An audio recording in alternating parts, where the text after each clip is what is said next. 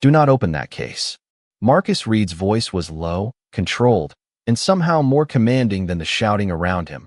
But Officer Daniel Whitmore only smiled, as if the warning were a joke meant for his entertainment. The small security room at Reagan National Airport was washed in cold fluorescent light, the kind that made every face look tired and every mistake feel permanent.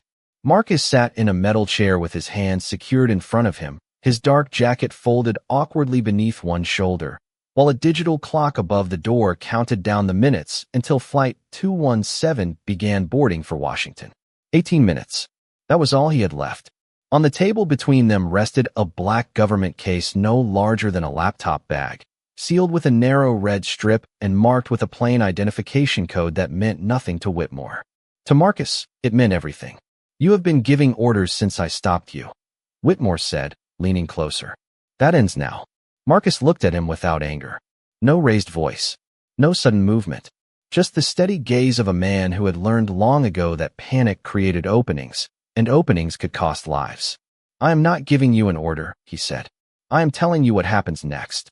Outside the glass wall, travelers moved through the terminal with coffee cups, rolling suitcases, and phones pressed to their ears. A few slowed down when they noticed the uniformed officer standing over the black man inside. Some stared. Some looked away. Most kept walking. Imagine being trapped in a room where strangers have already decided the uniform must be right and the man wearing no uniform must be wrong. Marcus had faced danger in places where the nearest American base was hundreds of miles away, yet this moment felt different. Here, the threat did not hide in darkness. It stood beneath an American flag and called itself procedure. Whitmore picked up the case and turned it over in his hands. "You expect me to believe this belongs to the Pentagon?" Marcus glanced at the clock. 17 minutes. "I expect you to verify my identification." "I already did." "No," Marcus replied. "You looked at it. You did not verify it." The officer's smile disappeared. There it was, the shift Marcus had been waiting for. Not uncertainty. Pride. Whitmore was no longer trying to understand what had happened. He was trying to win. A young TSA employee named Ethan Brooks stood near the doorway, pretending to review a clipboard while watching every movement in the room. He had seen Whitmore dismiss Marcus's military credentials without making a single call. He had also noticed something else. The small green light on Whitmore's body camera had gone dark 3 minutes earlier. Marcus noticed it too. He noticed everything. The camera above the exit. The reflection in the glass. The nameplate on the desk. The trembling hand of the airport supervisor standing in the hallway. He was not planning an escape. He was building a record.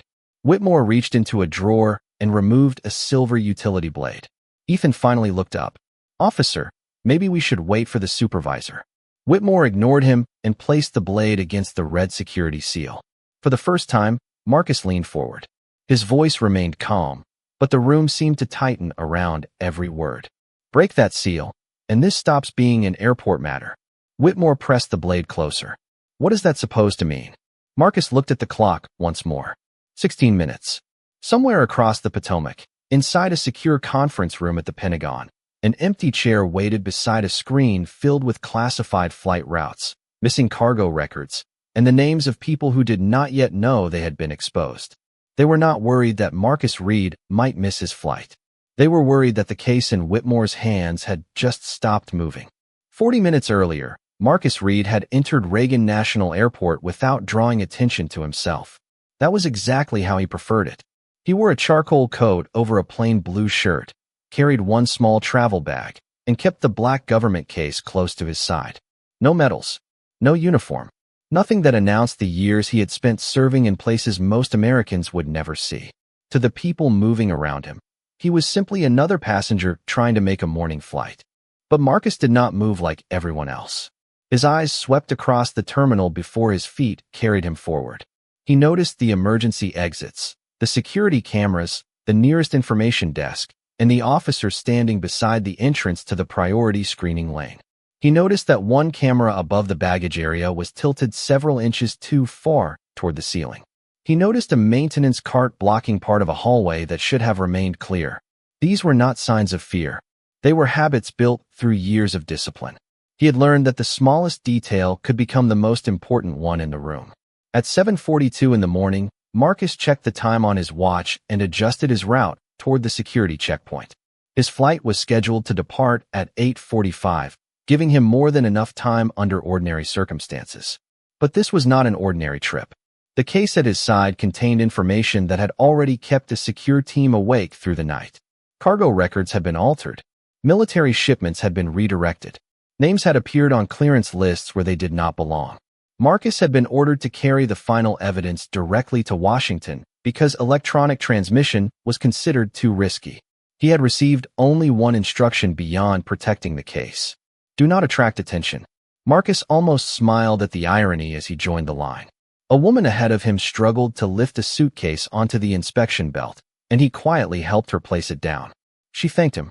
He nodded and stepped back. A father tried to calm a tired child near the metal detector. An airline employee hurried past with a paper cup in one hand and a radio in the other. The terminal felt ordinary, almost peaceful. Then Officer Daniel Whitmore looked at Marcus for the first time. It was not a casual glance. His eyes moved from Marcus's face to the case, then back to Marcus's face again. The look lasted only a second, but Marcus recognized it. Suspicion had arrived before any question had been asked.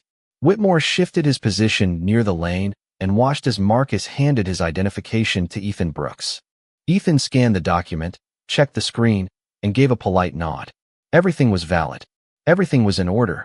Marcus collected his wallet and prepared to move forward. That should have been the end of it. Instead, Whitmore stepped into his path. "Hold on," he said. Marcus stopped. "Is there a problem, officer?" Whitmore looked at the black case. "What are you carrying?" "Authorized government material." "That is not an answer." Marcus kept his voice even. "It is the answer I am permitted to provide in a public area." Ethan glanced between them. The airport noise continued, but the space around Marcus suddenly felt smaller. Whitmore extended his hand. "Open it." Marcus did not move. "I cannot do that here." The officer's expression hardened, as if calm resistance offended him more than open defiance. Behind Marcus, the line began to slow. People leaned slightly to see what was happening. Whitmore looked at the passengers, then back at Marcus, and made a decision that had nothing to do with evidence. In his mind, Marcus's discipline became evasiveness. His caution became guilt. His silence became a threat. What Whitmore could not see was that the man standing before him had been trained to remain composed when every instinct in the room was moving toward chaos. And what Marcus could not yet know was that his quiet entrance into the airport had already placed him in the path of an officer who had confused authority with certainty. "Open the case," Whitmore repeated, as though saying it a second time could turn suspicion into law. Marcus remained still, his eyes moving briefly toward Ethan Brooks, then toward the camera above the checkpoint. "You have already confirmed my identification," Marcus said. "There is no legal reason to delay me." Whitmore gave a humorless smile. People with nothing to hide do not talk like that. The sentence landed in the space between them, loud enough for nearby passengers to hear.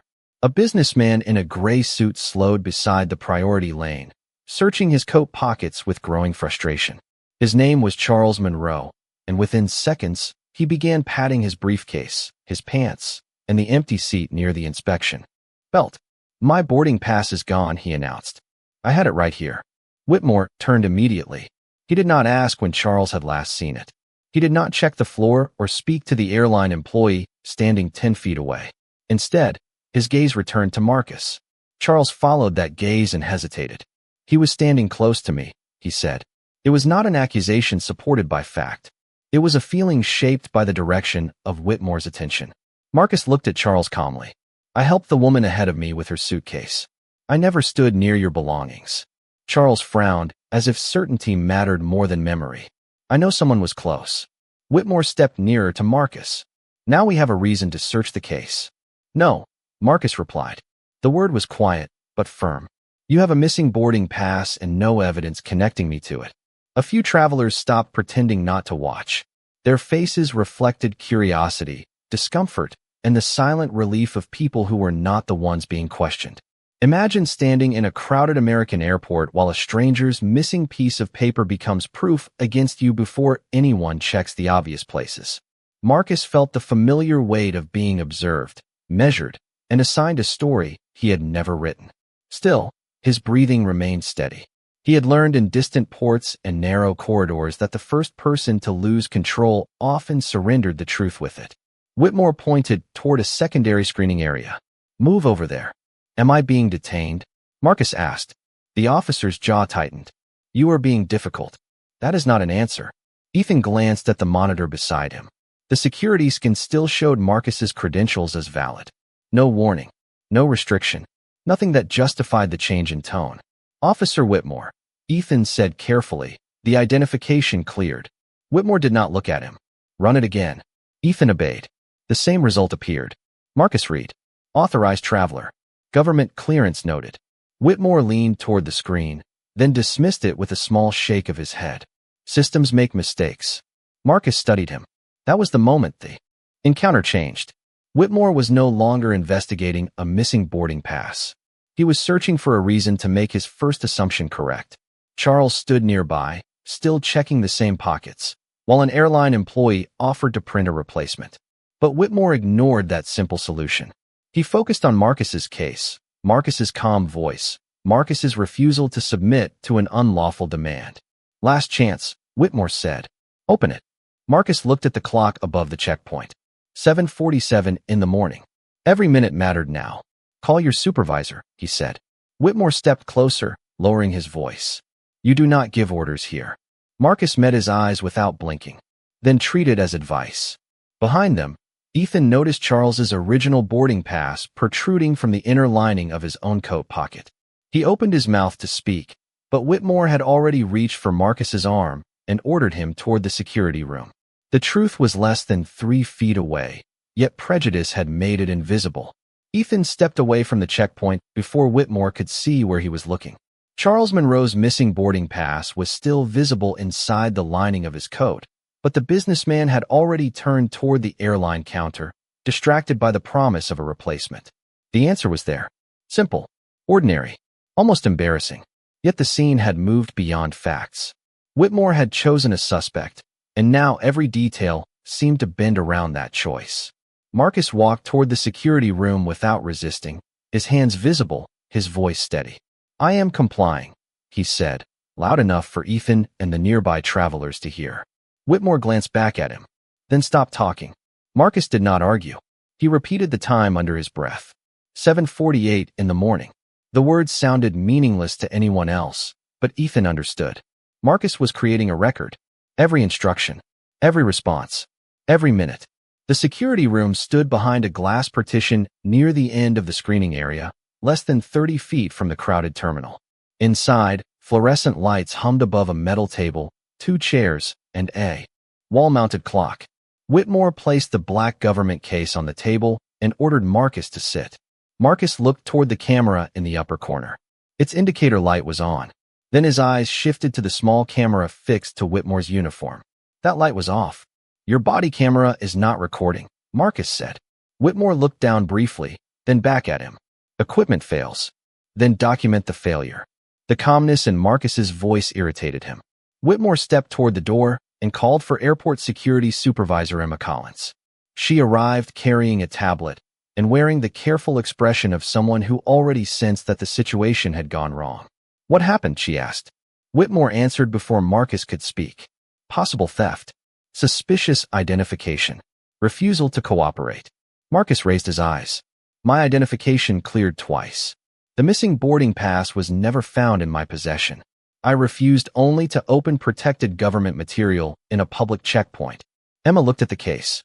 The red seal caught her attention. "What agency?" "That information requires verification through the number on my credentials," Marcus replied. Whitmore gave a short laugh. "He keeps saying that like we work for him." Marcus turned toward Emma. "Please make the call." For 1 second, she seemed ready to do exactly that. Then Whitmore leaned closer to her and lowered his voice. "Do not let him control the room." The words were quiet, but Marcus heard them. So did Ethan, who had followed as far as the doorway with the original scan report in his hand. He also carried another truth. 3 complaints had been filed against Whitmore during the previous year. 2 involved black travelers. 1 involved a Latino veteran whose military identification had been dismissed as fake. Ethan had seen the records while assisting with an internal review, but both cases had disappeared from the active system before any hearing. Now the pattern stood in front of him, alive and repeating itself. Whitmore pointed at Marcus. Stand and face the wall. Marcus remained seated for half a second, measuring the request, the camera, the witnesses, and the clock. Then he rose slowly. No sudden movement. No anger. No fear offered for public consumption. I will comply, he said. But I want the record to show that you have not stated a legal basis for this detention. Whitmore reached for the restraints on his belt. Emma's face tightened. Daniel, is that necessary? It is procedure. Marcus looked directly at her. No, it is his decision. The metal closed around his wrists without struggle, and the room fell silent. Marcus could have ended the confrontation in seconds with training Whitmore could not imagine, but strength was not always movement. Sometimes strength was standing still while someone else revealed exactly who they were. Ethan looked through the glass toward the checkpoint and saw Charles pull the missing boarding pass from his own coat. The businessman stared at it, confused, then relieved. Ethan turned back toward the room. Whitmore had not noticed. He was too busy tightening his control over an innocent man to see the truth walking toward the door. Ethan entered the room holding Charles Monroe's boarding pass between two fingers. Officer Whitmore, the missing pass has been found, he said. Charles stood behind him, his face flushed with embarrassment. It was caught inside my coat, he admitted. I must have put it there without realizing. For a moment, no one spoke. The accusation had collapsed as quietly as it had begun, leaving only the facts behind. Marcus had taken nothing. His identification was valid. There was no reason to keep him in that chair. Emma Collins looked toward Whitmore, expecting him to remove the restraints and end the detention. Instead, Whitmore stared at the black case on the table. Pride had carried him too far to turn back gracefully. The boarding pass does not explain this, he said. Ethan frowned. Explain what? The case. The restricted identification. His attitude. Marcus lifted his eyes. My attitude is not evidence. Whitmore ignored him and opened a drawer beneath the table. From it, he removed a small silver utility blade. Emma stepped closer. Daniel, stop. The original complaint is resolved. I am not letting a possible security threat walk onto an airplane. Because someone found a piece of paper. Marcus watched Whitmore place the blade beside the red seal. Until that moment, his expression had remained almost unreadable. Now something changed. Not fear. Focus. The case did not contain a weapon, money, or anything Whitmore imagined a criminal might hide. It contained a secured storage unit holding copies of altered military cargo records, access logs from restricted facilities, and a list of compromised transportation routes. Every item had been collected during a 6-month investigation. Every page connected to a question that powerful people hoped would never be asked. Marcus spoke slowly. That container is monitored. Breaking the seal will trigger an automatic security alert. Whitmore looked amused. Convenient. It is not a story, Marcus said. It is a protocol. Emma studied the identification code printed near the handle. She entered part of it into her tablet, but the screen returned a restricted access notice. That should have been enough to make her stop everything. Instead, Whitmore reached for the case. Marcus leaned forward as far as the restraints allowed. Call the verification number on my credentials. You still have time to correct this. Whitmore raised the blade. You have spent the last 20 minutes telling everyone what to do. Because you have spent those minutes refusing to confirm what is directly in front of you. The fluorescent lights hummed overhead.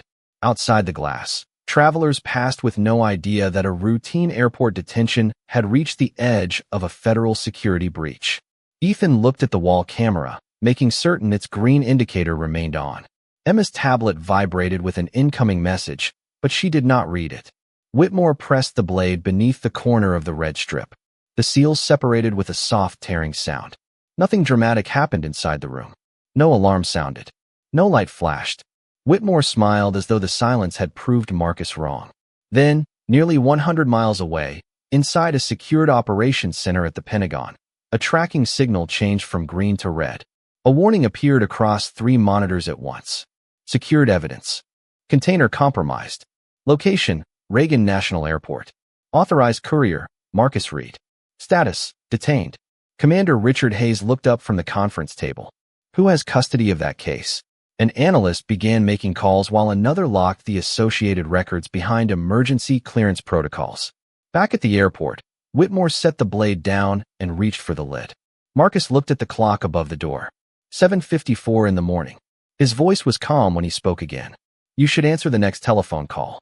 Before Whitmore could respond, Emma's tablet began ringing through a secure channel she had never seen used before.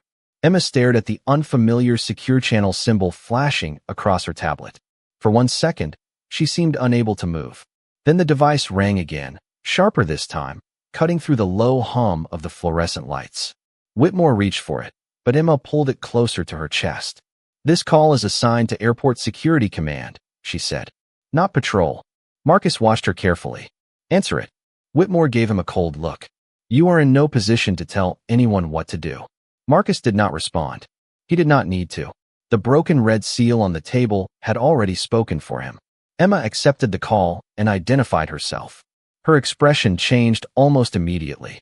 The color left her face, and her posture straightened as if the voice on the other end had entered the room. Yes, sir, she said. The container is here. She listened. Yes, the courier is also here. Another pause. Her eyes moved toward Marcus's restrained hands. He is being detained by airport police. Whitmore stepped forward. Put it on speaker. Emma hesitated, then activated the room's audio. A calm male voice filled the space. This is Commander Richard Hayes, United States Department of Defense. I need confirmation that Marcus Reed is conscious, secure, and within sight. Whitmore's confidence flickered, but only for a moment. This is Officer Daniel Whitmore. Reed is under investigation for suspicious activity. Hayes did not raise his voice. What evidence supports that detention? Whitmore glanced at Charles's recovered boarding pass on the desk. He refused a lawful search. Marcus spoke before Whitmore could continue. I refuse to authorize the opening of protected federal material without verified clearance.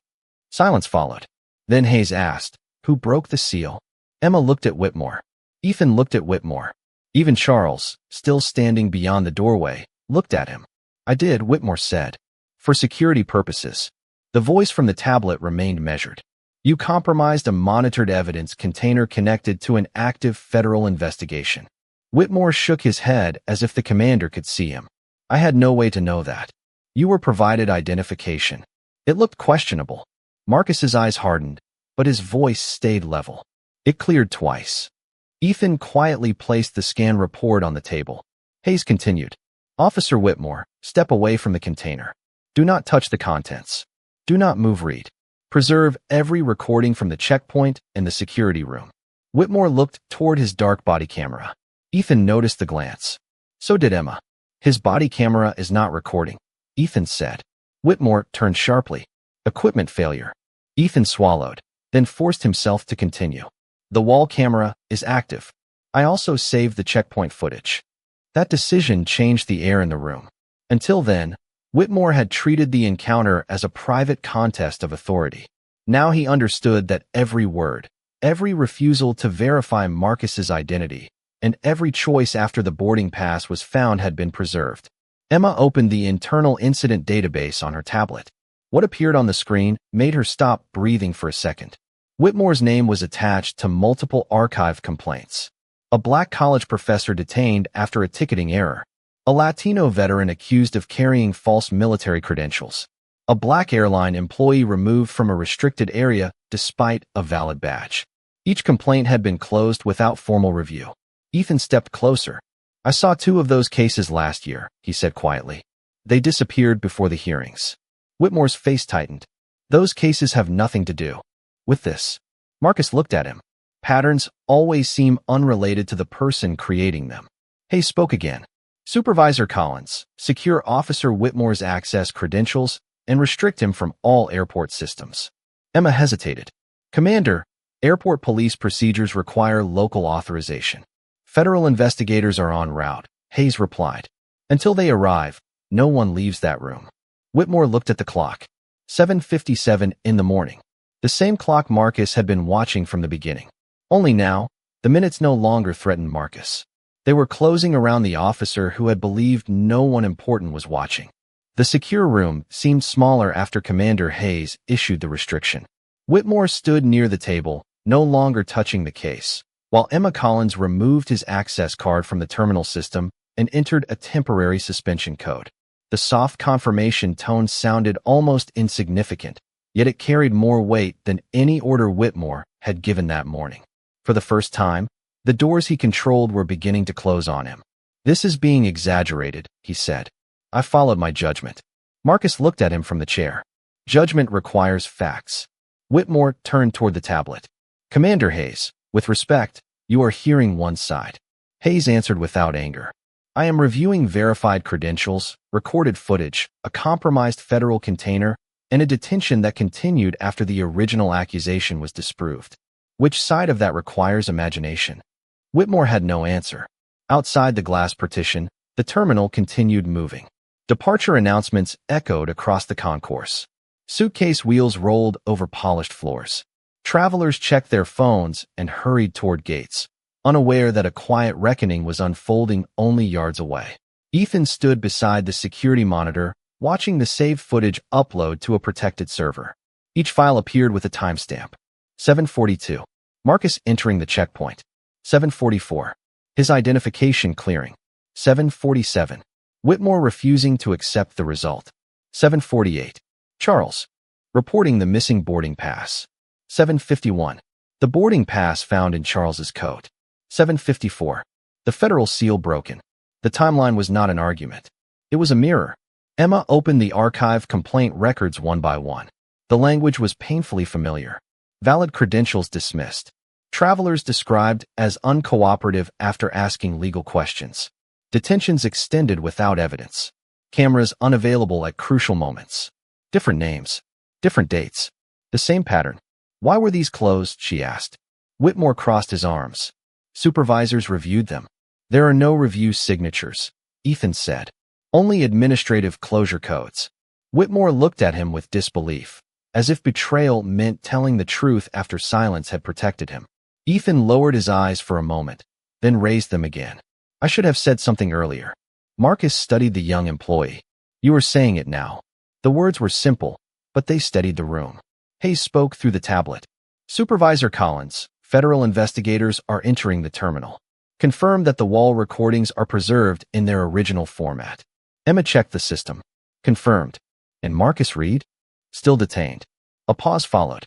"Remove the restraints immediately." Emma moved toward Marcus, but Whitmore stepped between them. "You cannot release him until local command arrives."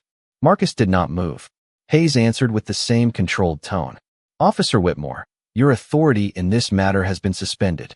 Step aside." The sentence changed everything. Whitmore looked around for support, but the room offered none. Emma held the access key. Ethan held the footage. Charles held the recovered boarding pass. Marcus held the truth. Slowly, Whitmore moved away. Emma released Marcus and placed the restraints on the table. He stood, adjusted his sleeves, and looked first at the case, not the officer. Duty before pride. Mission before humiliation. Then the security door opened, and Special Agent Laura Bennett entered with 2 federal investigators. She carried a sealed folder and spoke with the calm certainty of someone who had arrived. After the facts were already clear. "Daniel Whitmore," she said, "do not access any device, record, or airport system. Your conduct is now part of a federal investigation." Whitmore stared at Marcus. Only minutes earlier, he had believed the black man in front of him needed to prove he belonged. Now the entire room was waiting for Whitmore to explain why he had never bothered to seek the truth. Laura Bennett placed the sealed folder on the table and looked at each person in the room before speaking. "This investigation begins now." Her voice was calm, but the meaning was unmistakable. One of the federal investigators secured the black case without disturbing the damaged seal, while the other began documenting the room, the wall camera, the utility blade, and the restraints resting on the metal table. Nothing was rushed. Nothing was dramatic. That made the moment feel even more final. Whitmore tried to recover the confidence he had carried through the checkpoint. "I acted in good faith," he said. Laura turned toward him. "Good faith requires a reasonable basis. Your original basis disappeared when the boarding pass was found." Charles Monroe lowered his eyes. The pass was still in his hand, now little more than a piece of paper that had exposed something much larger than a misunderstanding. "I told him it was in my coat," Charles said quietly. He kept going. Laura nodded toward Ethan. "Show me the footage." Ethan opened the preserved files on the monitor. The room watched the morning unfold again through silent images and time-stamped audio. Marcus presenting his identification, the system confirming it. Whitmore dismissing the result. Charles reporting the missing pass. Whitmore focusing on Marcus before asking a single neutral question. Marcus requesting verification. Whitmore refusing. Then the moment the pass was recovered, the case should have ended there. Instead, the recording showed Whitmore continuing the detention, describing Marcus as suspicious and breaking the federal seal after being warned not to touch it. Whitmore looked away from the screen. You cannot understand the pressure officer's face in real time. Marcus stood beside the table, rubbing the faint stiffness from his wrists without complaint. Pressure does not choose your assumptions for you. Laura opened the sealed folder. Officer Daniel Whitmore, the Pentagon has issued an order authorizing your detention pending investigation into interference with protected federal materials, unlawful restraint, destruction or concealment of evidence, and possible civil rights violations. The words entered the room one at a time. Whitmore stared at her. The Pentagon cannot arrest a local officer over a security dispute. This stopped being a security dispute when you opened a monitored container tied to a national defense investigation, Laura replied. It became something more serious when the evidence showed that you continued after learning the original accusation was false. She asked him to surrender his service weapon, badge, airport credentials, and department telephone. Whitmore hesitated before placing each item on the table. The badge made the softest sound, yet everyone heard it. Emma watched without satisfaction. Ethan watched with the expression of someone confronting his own silence. Marcus watched without triumph. The loss of Whitmore's authority did not erase what had happened. It only made accountability possible. Laura then turned to Emma. The archived complaints must be preserved. No file is to be edited, closed, or transferred. Emma nodded. There are at least 3 cases with the same pattern. There may be more, Ethan said. Some were removed from the active system. Whitmore looked at him. You have no idea what you were starting. Ethan's voice trembled, but he did not step back. I know what I failed to stop. Marcus looked toward Laura. Do not limit the investigation to what happened to me. Laura paused. Explain. Review every person he detained after valid identification cleared. Review every missing recording. Speak to everyone whose complaint disappeared. Whitmore shook his head. You are doing this because you are a Navy SEAL and you have powerful people protecting you. Marcus faced him fully. No, I am asking them to do it because the people before me may not have had anyone powerful enough to answer the telephone. The room went silent. Outside, another boarding announcement echoed through the terminal. Marcus's flight was now preparing to close its doors, but he did not look at the clock. The mission in Washington still mattered. So did this. Laura gave the order, and the investigators escorted Whitmore from the room without spectacle. Travelers turned to watch the white officer leave without his badge while the black man he had humiliated remained standing beside the truth. Marcus did not smile. Justice was not revenge, and dignity did not require celebration at another man's fall. As the door closed, he looked at the archived complaints glowing on Emma's tablet and understood that the real work had only begun. The departure board changed just as Marcus stepped back into the terminal. Flight 217 was closing, and the final call echoed above the gates with the calm indifference of a system that never knew how much had happened behind one glass door. Laura Bennett had already arranged a secure transfer for the damaged case, and Commander Richard Hayes had authorized Marcus to continue to Washington on a later government flight. The immediate crisis was over, but Marcus did not leave. He stood beside Emma Collins and looked through the security room window toward the checkpoint, where travelers continued presenting identification, removing shoes, and placing bags onto conveyor belts. The routine had returned. The lesson had not. Charles Monroe approached slowly, still holding the boarding pass that had been inside his own coat. Mr. Reed, he said, I owe you an apology. Marcus turned toward him. Charles struggled to maintain eye contact. I let an assumption become an accusation. I should have checked my pockets before I pointed at anyone. Marcus considered the words. Checking your pockets would have helped, he said. But ask yourself why his eyes moved to me and why yours followed. Charles lowered his head. There was no anger in Marcus's voice, only a truth that offered no easy escape. Across the room, Ethan Brooks finished transferring the archived complaints to federal custody. Emma watched the files move one by one, each name representing a person whose story had nearly disappeared beneath administrative codes and convenient silence. I should have opened those cases, she said. I told myself I needed stronger evidence. Marcus looked at the preserved footage on the monitor. Sometimes the pattern is the evidence. Emma nodded. What happens now? Laura answered from the doorway. Every complaint will be reviewed by an independent team. Every missing recording will be traced. Everyone involved in closing those files will be interviewed. Marcus looked at her. Including supervisors? Including everyone. That answer mattered more than Whitmore's arrest. One officer could be removed, but a system that protected the same behavior would only find another uniform to carry it. Marcus walked toward the terminal entrance, then stopped beneath the American flag hanging above the security lanes. For years, he had served a country whose promise was larger than its failures, a promise written in laws, defended in courtrooms, and tested in ordinary places like this one. He had faced danger overseas, but the morning had reminded him that dignity could also be threatened in bright rooms filled with witnesses who chose not to see. Ethan approached him before he left. I was afraid speaking up would cost me my job. Marcus nodded. Courage is not the absence of that fear. Then what is it? Marcus looked back at the glass room where the badge had rested on the table, deciding that someone else should not pay the price for your silence. Several hours later, Marcus arrived at the Pentagon and delivered the secured evidence. The investigation into the altered cargo routes moved forward, and the inquiry at the airport widened beyond one morning and one officer. Daniel Whitmore would face the consequences of his choices, but Marcus never asked that the case be remembered because he was a Navy SEAL. He asked that it be remembered because he had been innocent before anyone knew his rank. The Pentagon did not make Marcus worthy of respect. His service record did not create his dignity. The powerful telephone call did not turn him into a man who deserved justice.